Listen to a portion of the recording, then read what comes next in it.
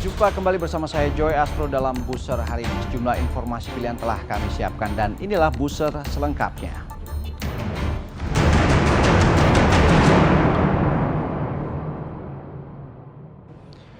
Polisi tengah menyiapkan makam untuk mengubur para korban yang diduga dibunuh oleh dukun pengganda uang di Kabupaten Banjarnegara, Jawa Tengah. Sejauh ini polisi mencatat jumlah korban 10 orang, 9 diantaranya belum teridentifikasi, sedangkan 1 korban asal Sukabumi telah diambil keluarganya.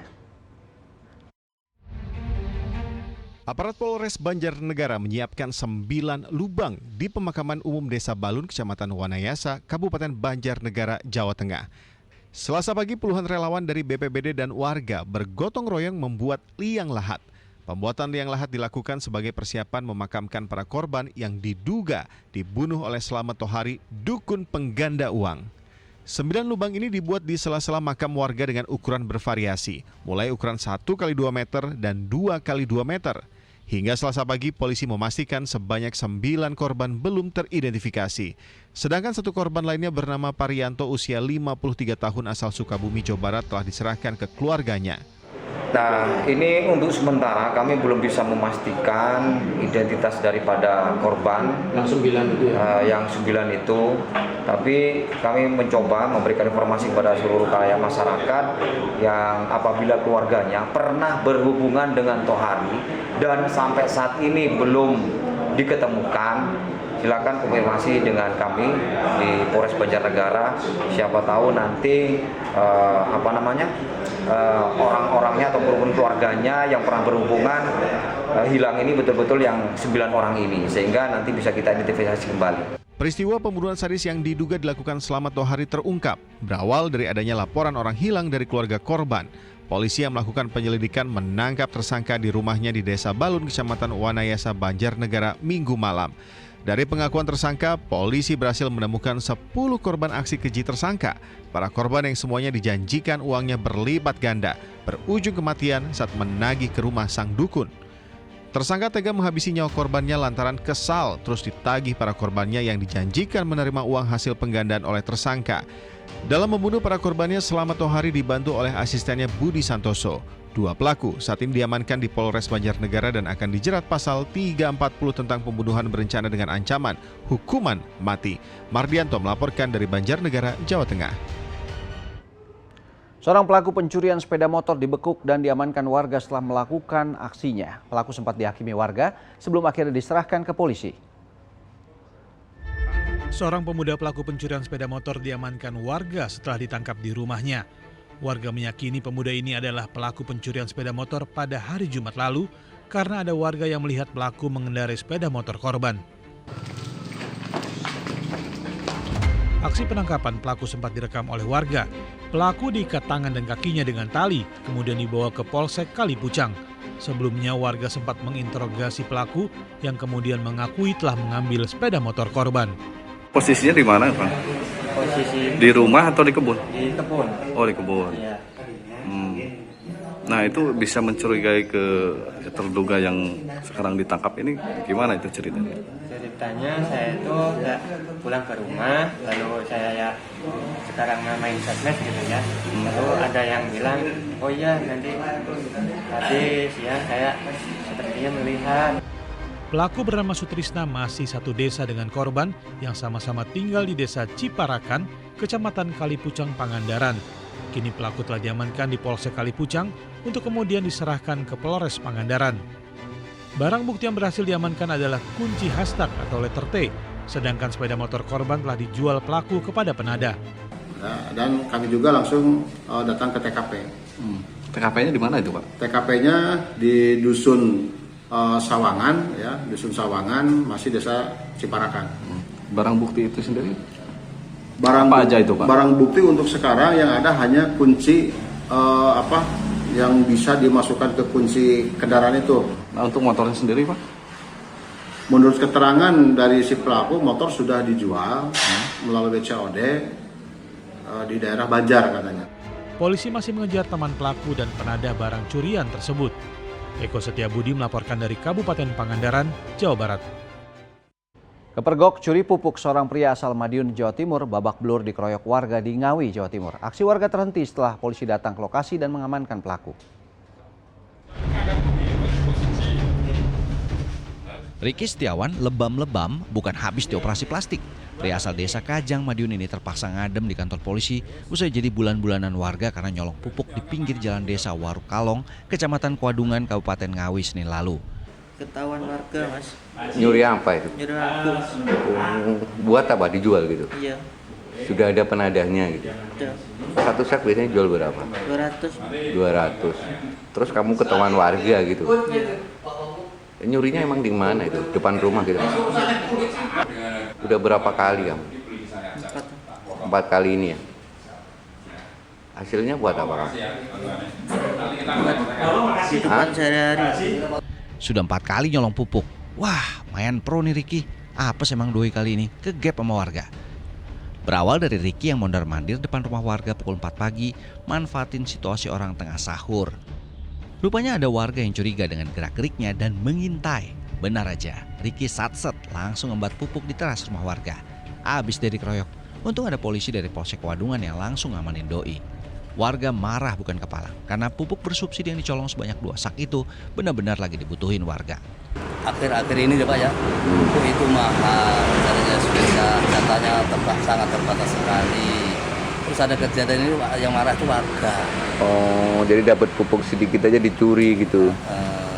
Sehingga ini ya juga gimana selanjutnya nih, agar mohon dengan hormat kepada yang punya kebijakan, sebaiknya orang tani itu subsidi itu ditambah lagi, jangan seolah. Oh, gitu. Riki, perjalananmu nyolong pupuk stop sampai di sini ya. Semoga dengan nginep di penjara di bulan Ramadan ini bisa jadi hikmah buat lo supaya ntar keluar penjara nggak nyolong pupuk lagi. Syukur-syukur didoain malah bisa jadi juragan pupuk ya Rik. Dirgo Suyono melaporkan dari Ngawi, Jawa Timur. 2 kelompok pemuda terlibat tawuran menggunakan berbagai jenis senjata tajam hingga air keras di Koja, Jakarta Utara Selasa dini hari. Tawuran yang diduga saling ejek ini membuat warga di sekitar lokasi resah karena banyaknya pecahan kaca yang menutup ruas jalan.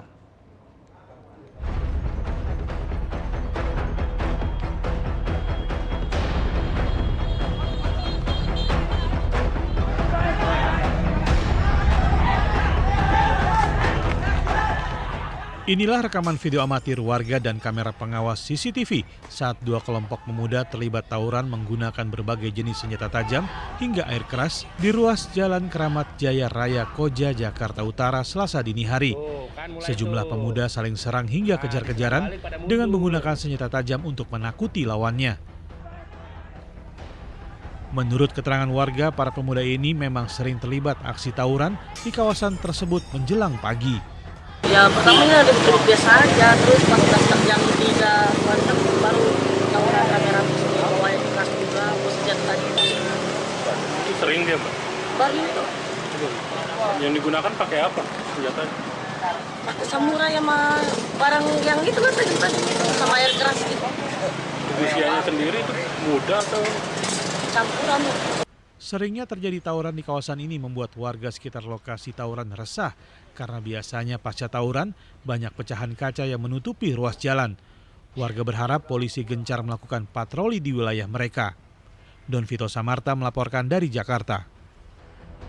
Petugas gabungan Satpol PP TNI Polri merazia kios dan toko miras berkedok, toko kelontong dan kios jamu di kawasan Cipayung, Jakarta Timur, Senin malam. Dalam razia itu petugas menyita puluhan botol miras. Satu persatu kios jamu dan toko kelontongan di Jalan Ceger dan Hankam Cipayung, Jakarta Timur didatangi petugas gabungan Satpol PP dan TNI Polri. Kedatangan petugas untuk melakukan razia minuman keras yang diduga dijual di kios jamu dan toko kelontong. Dari hasil penyisiran, petugas mendapati puluhan botol minuman keras yang dijual tanpa izin. Selain menyita minuman keras, para penjual juga diberikan sanksi pidana ringan berupa surat peringatan dari petugas. Kita melakukan kegiatan penertiban yaitu operasi penyakit masyarakat yang ada di Kecamatan Cipayung. Hasilnya kita dapatkan sekitar 70-80 botol. Kemudian ada juga 1 orang PMKS perempuan yang kita tertibkan. Mudah-mudahan kegiatan kita ini bisa menimbulkan rasa kenyamanan ya bagi saudara-saudara kita yang sedang menjalankan ibadah puasa di bulan Ramadan. Razia seperti ini akan terus dilakukan guna menjaga ketertiban selama bulan puasa. Johan Taruna melaporkan dari Jakarta. Dua bandar judi dadu yang menggelar permainan judi di perkebunan sawit digerebek anggota Polres Darmasraya, Sumatera Barat. Dalam penggerebekan itu, polisi menyita sejumlah uang dan seperangkat peralatan judi.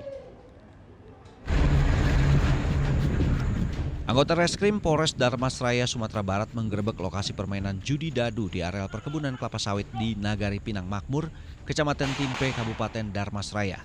Kedatangan polisi membuat para pemain judi yang kebanyakan pekerja kebun kelapa sawit lari tunggang langgang. Polisi terpaksa memberi tembakan peringatan ke udara agar pelaku tak kabur. Dua bandar judi tidak sempat melarikan diri dan diringkus di lokasi judi yang dibuat seadanya dengan terpal biru. Polisi yang menangkap dua bandar judi bernama Arianto alias Gondrong usia 54 tahun dan Priyade usia 26 tahun langsung melakukan penggeledahan.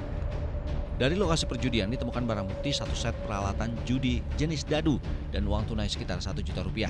Kami mendapatkan informasi bahwa marak selama bulan suci Ramadan ini kegiatan perjudian jenis dadu. Kemudian anggota kami melakukan penyelidikan dan benar di sana terjadi permainan tersebut dan langsung dilakukan proses penangkapan. Dan alhamdulillah selama proses kami berhasil mengamankan 2 orang tersangka. Berikut barang bukti berupa uang sejumlah 1.500.000 lebih dan 1 set peralatan judi. Atas perbuatan kedua pelaku judi ini akan dikenakan pasal 303 KUHP dengan ancaman hukuman 4 tahun penjara dan atau denda 10 juta rupiah. Laude Juhardio Anse melaporkan dari Darmasraya, Sumatera Barat. Seorang ayah di Goa, Sulawesi Selatan tega mencabuli anak sambungnya yang masih di bawah umur. Saat digerebek polisi, tersangka sempat kabur ke tengah perkebunan meski akhirnya bisa diringkus.